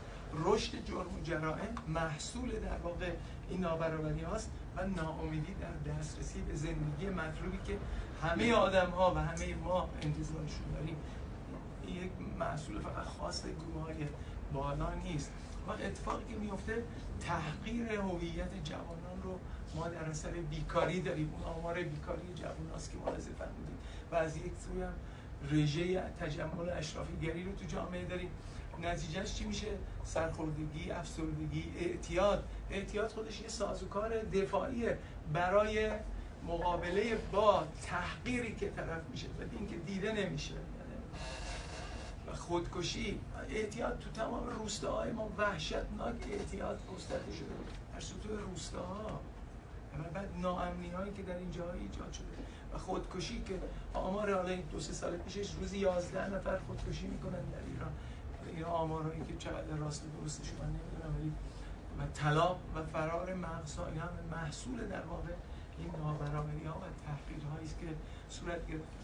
اینجا این آقای والرشتین البته چند تا فرض تاریخی مطرح می‌کنه، میگه که نظام تاریخی حاکم بر جهان در حال تغییره و این از تعادل خارج شده و به یه نقطه انشقاق رسیده و به زودی هم و اون پیش بینیش اینه. این سخنرانیش مال 1997.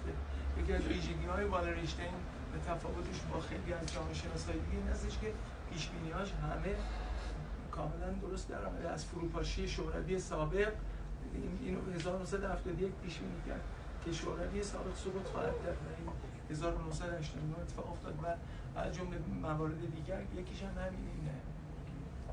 این سخنرانیش تو انجمن جامعه شناسی امریکا، موقع رئیس انجمن جامعه شناسی بود، یه اجتماعی در پراگ برگزار شد و اون اینجا یه چند تا نکته رو مطرح میکنه. از جمله اینکه میگه این نظام تاریخی، یعنی منظور همین هر نظامی مستقل در دنیا یک سابقه تاریخی داره.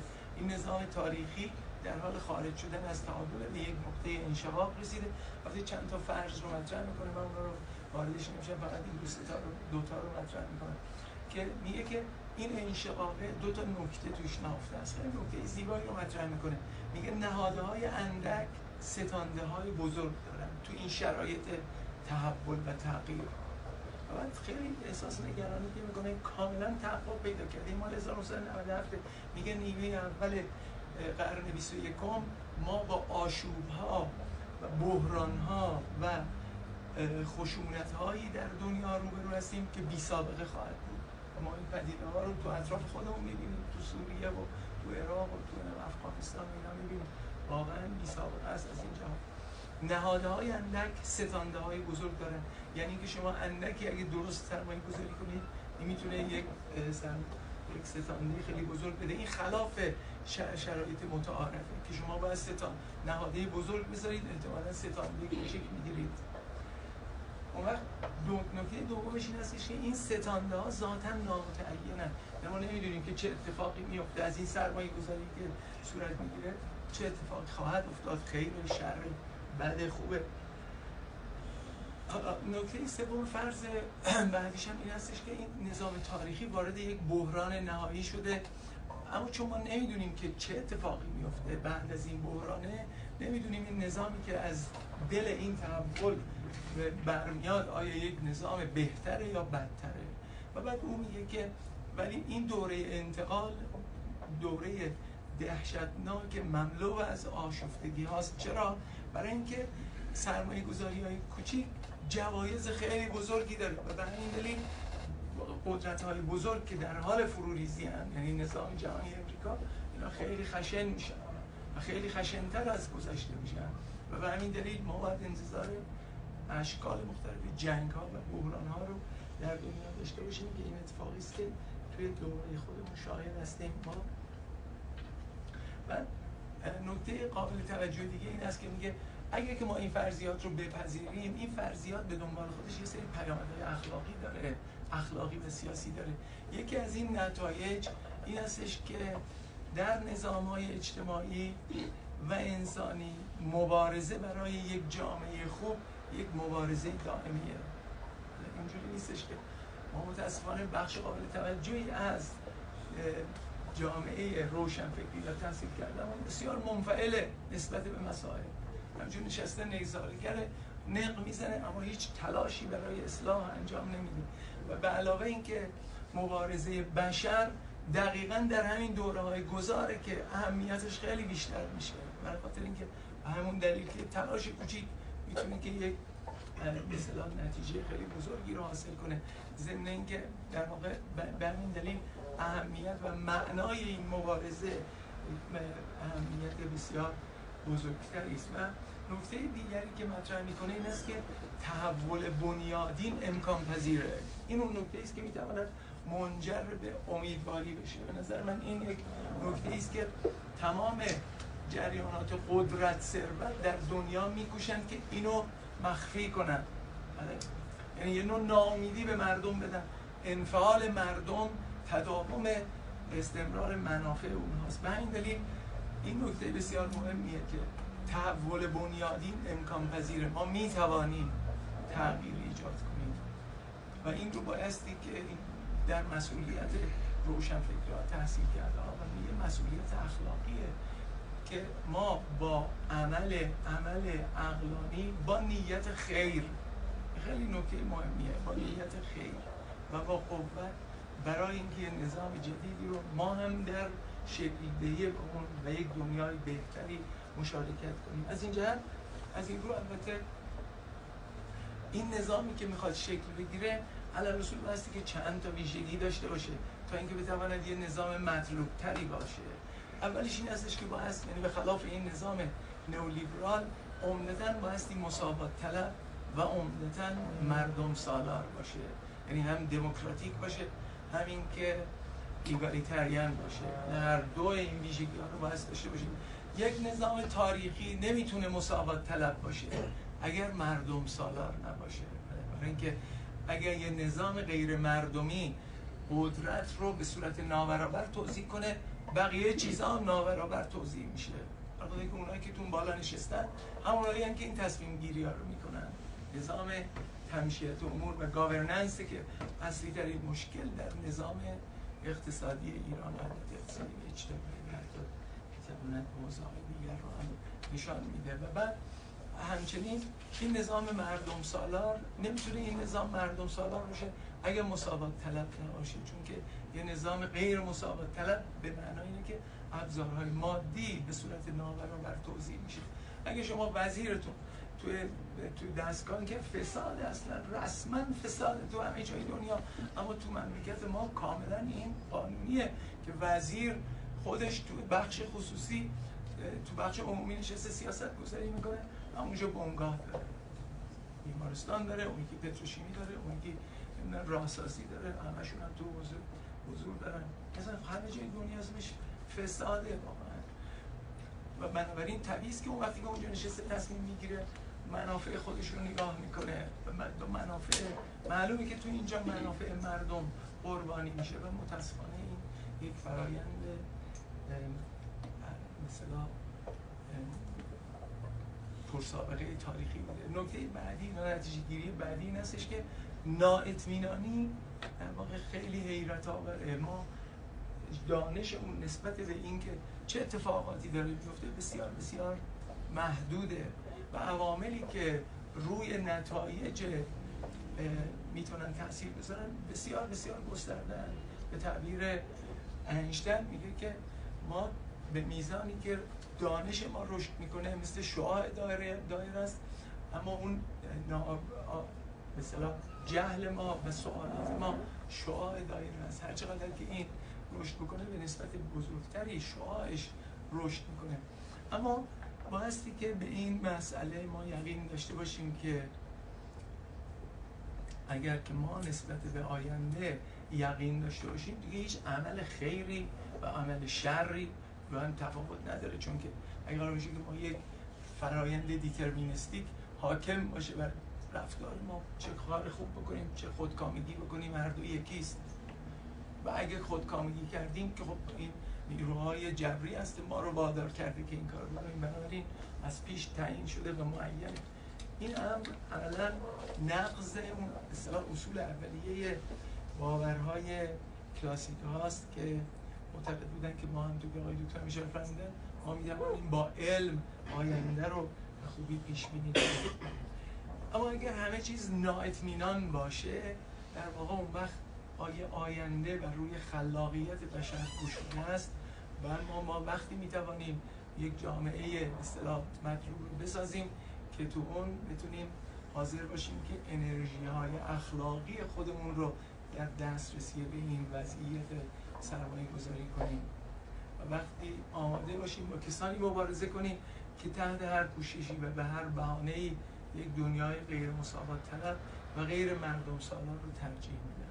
در این رابطه اگه ما بخوایم که در واقع به جامعه امید بدیم، به نظر من میرسه که ما نمیتوانیم به عملکرد دولت‌ها و شعارهاشون تحت عنوان امید در واقع متکی باشیم. شواهد بیرونی همونطور که عرض کردم یه پروژه جهانی است. دولت ما هم همون کاری رو میکند که اونها میخوان. برای خاطر اینکه این دولت هم و بقیه دولت‌های ما هم توی همون مجموعه سیاست گذاری میکنن که منافع خود افراد درون دولت و قدرتی که تأمین میشه و منافع مردم. به همین دلیل نمیشود خیلی سرمایه گذاری کرد روی محرکه های بیرونی، بلکه به نظر من این بایستی که ما این امید رو درونی کنیم. اون چی که در واقع هدف آقای دکتر اشاره فرمودن باورهای دینیه. بنابراین از این جهت به نظر من امید رو باید خصوصی کرد، یعنی که هر کسی در درون خودش این امید رو بتواند رشد بده و حالت مسئولیت جامعه روشنفکری و جامعه تحصیل کرده قطعا نقشه خیلی برجسته‌ای داره. عذرخواهی می‌کنم از